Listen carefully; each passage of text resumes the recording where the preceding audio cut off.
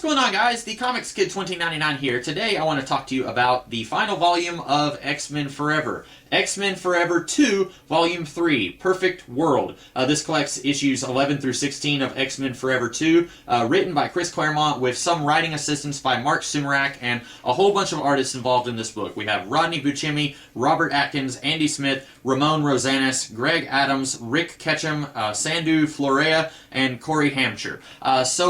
This series, I've been talking about this in some of these video reviews. It has had a whole lot of plot balls up in the air, and I knew as we were rolling towards the end of this series that it was not going to be able to resolve everything that it set up. And it doesn't. But it does do a pretty good job of resolving some of the stuff that it's been setting up. Way back at the very beginning of this series, we had an evil Storm who murdered Wolverine and betrayed the X-Men and was working with this sinister organization, no pun intended, because we also have Mr. Sinister who's not involved with this sinister organization, called the Consortium. And I was afraid that was never going to get resolved, and that's actually the main thing that gets resolved in this book. So I was at least glad to see that, because Storm is my favorite X-Men character usually, so starting off this alternate reality X-Men series with an evil Storm, I wanted to see where that was going. I wanted to see why she was evil, and the answer is very confusing, but I guess it makes sense if you know your X-Men history. This heavily references the Extinction Agenda, which was one of the last big X-Men crossovers before Chris Claremont left the X-Men in the early 90s. It has been several years since I read the Extinction Agenda. If you have not read that, and then you try to read this book, you're going to be very confused. It's been years since I've read it, and I was confused, because the problem with this series as a whole is that it marketed itself as being the sequel to X-Men issue 3, which was the last issue that Chris Claremont wrote before he left the X-Men for like almost 10 years. It marketed itself as what if Chris Claremont never left? The problem is, it wasn't that. There were a lot of things that were very different in this series that would not have happened if Chris Claremont had never left. For example, for no apparent reason at all, Nathan Christopher Charles Summers is not Cable in this reality. That is something that was revealed after Chris Claremont left, so it makes sense that he wouldn't want to roll with that subplot that he didn't create, but then why is Nathan Christopher Charles Summers like 12 years old here when he was a baby the last time we saw him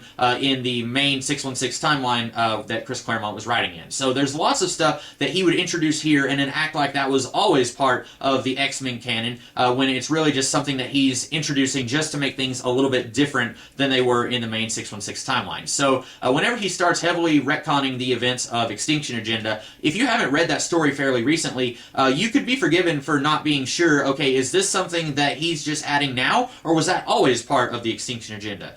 For example, Storm being with the New Mutants when they were captured by the Genosians, I wasn't 100% sold that that was something that actually happened in the original story, and I still don't know, because it's been so long since I read that story. But anyway, this book, some other things that they don't fully reconcile or don't fully wrap up by the end of the series. The Consortium is still at large at the end of this volume. The Consortium has been the main villains of this entire X-Men Forever saga, and it's a little disappointing that all of X-Men Forever 2 basically puts them on the back burner, and we don't really get to see them do anything. We do get to see them form an alliance with Mariko, Logan's ex-girlfriend, but that's just more plotting of actions that they're going to take against the X-Men. We don't actually get to see them do a whole lot of anything. They take over S.H.I.E.L.D., but they don't do anything with that.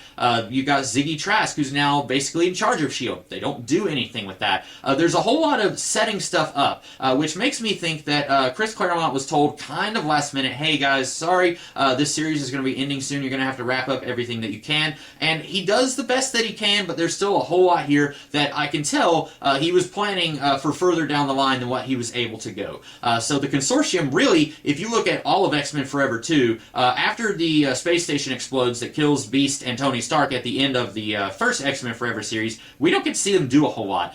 They form an alliance with Storm, Evil Storm, who is the Queen of Wakanda at this point, and that doesn't make any sense because they had betrayed her, so she doesn't have any reason to form an alliance with them, and they don't really have a reason to form another alliance with her. But anyway, by the end of this, we still don't have any resolution to why Mariko is with the Consortium.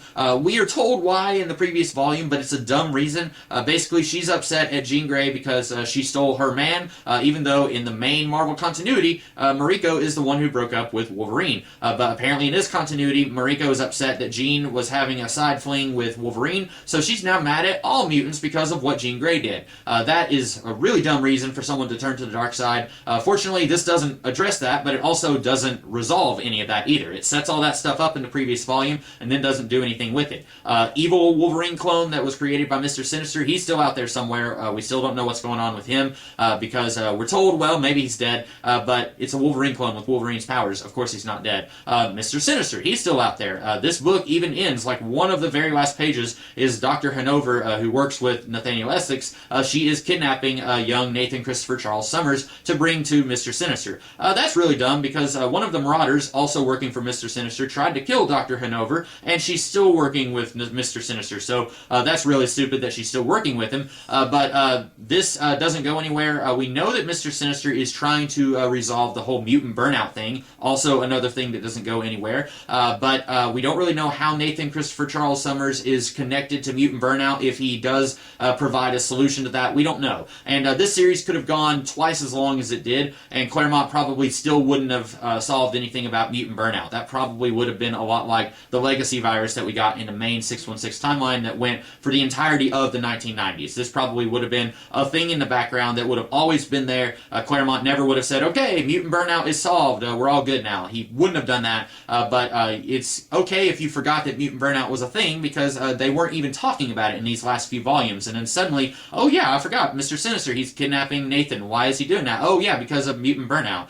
So that's a thing, and if for some reason you just jumped into this volume and hadn't read anything else in the series, which I would not recommend, you see Dr. Hanover kidnapping Nate, and then you're thinking, why is she doing that? Who is this woman? So you do need to be reading some of the other volumes of this series, obviously. But the main thing that this series does wrap up is Evil Storm. We got to see a character introduced, I believe, at the end of X-Men Forever 2, Volume 1, Ghost Panther, and I thought that was a really dumb name. That character is actually tied in with the two storms that we had. Drum roll, please. Da-da-da-da-da-da-da. It is a third storm, just what this character needed, yet another storm. So we get an entire issue here where the X-Men are fighting for their lives against some of Evil Storm's minions, and then Black Panther or Ghost Panther, she goes to Young Ro, takes off her mask, and she's like an energy version of Storm. And basically we find out that when Storm was kidnapped along with the New Mutants during the Extinction Agenda, the Gingineer, who was one of the bad guys who was also trying to throw a coup against one of the other bad guys, he copies her memories and creates a clone who ends up becoming the Evil Storm that we know in the series. And then he takes the body of the real Storm and then turns her into digital information and puts her on a hard drive. I kid you not, this is all stuff that happens in flashback form. And then Evil Storm is given her memories, and then she is sent to join the X-Men, and then later the X-Men fight the Shadow King. That was like a few months before Chris Claremont left the X-Men, and then apparently the Shadow King somehow corrupted that version of Storm, and then she decided that if she could not be the only leader of the X-Men, then she would have to kill all of the X-Men. So I don't know why she joined the Consortium, though, because the Consortium wants to destroy all mutants. Evil Storm is a mutant, so still don't really know why she joined them, but she just, wow, I keep wanting to say destroyed. She joins the Consortium, and then everything that we see happens in this series happens. Tony Stark, he was with the Consortium, kind of, sort of, but he was actually trying to take them down from within. He finds out about the digital storm that's in the computer, and then he releases her, and then she is basically made out of electricity. All that is just really dumb. And then somehow we got Young Ro, who has been part of this series since the beginning. I still don't know how any of that worked. They had a body for her, I guess, and then the digital storm like spilled out of her. I'm not really sure. Tony talks about how, imagine taking a big bottle of water and trying to pour it into a little cup, but it doesn't make any sense why we have a second body for Storm, why the Gingineer created this second body. None of that makes any sense. So then this Electric Storm and Young Ro, they go to talk to Doctor Strange while the rest of the X-Men go to Wakanda to fight Evil Storm. And then I guess Doctor Strange just combines the two of them and somehow ages Young Ro into Adult Ro. That all happens really fast off screen. We see them go to talk to Doctor Strange, and he puts his hands on him, and then the next thing we know, we have an Adult Storm who has all of her memories fighting the Evil Storm. I don't know, because at one point in the flashback, when you have Storm talking to the Gingineer, she says, "You're creating this clone, but she's a sentient being. She has her own memories, her own personality. You can't just discard her whenever you're done. What are you going to do with her?" And I'm kind of thinking the same thing here about the resolution of the three Storms, because young Ro had her own personality. She was a very different person than the Storm that we had come to know before the Extinction Agenda. And then you have Electric Storm, which I guess is the closest thing that we have to the real Storm. And then you have Evil Storm, who is very similar to the real Storm, except she's been corrupted by the Shadow King. And it's not even that the Shadow King has possessed her, it's just that she has darkness in her because she touched the Shadow King or something.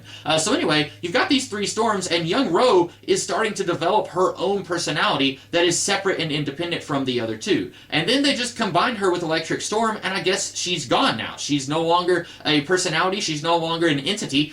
They just take her out of the body and I guess throw her into the ether, and then real Electric Storm is now in that body and somehow grown to adulthood. That's really sloppy. It's handled way too fast. They could have just had an extra page or two to have shown us what happened there. I wish they had done that, because this is really, really badly handled. But then the series ends with them taking Evil Storm to Genosha, where the woman who's in charge of Genosha now is going to try and deprogram her and turn her back into a good guy, but she's still going to have to stay in Genosha, because now Good Storm, who is the combination of Young Ro and Electric Storm, she's going to rule over Wakanda, so that we don't have a big political crisis where Wakanda is without a leader. So she's now pretending to be the Evil Storm who had taken over Wakanda. And then Ziggy Trask comes and she's like, "Hey, what's going on here?" And then Storm is like, "Hey, we can all be friends." And Ziggy is like, "Okay." And really, Ziggy Trask is in charge of the Consortium. Storm is a mutant. The Consortium don't like mutants.